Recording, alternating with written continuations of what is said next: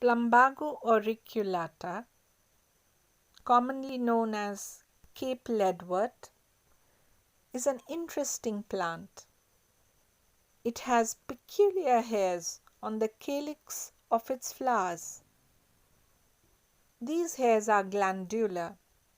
They secrete a sticky mucilage that traps and kills insects.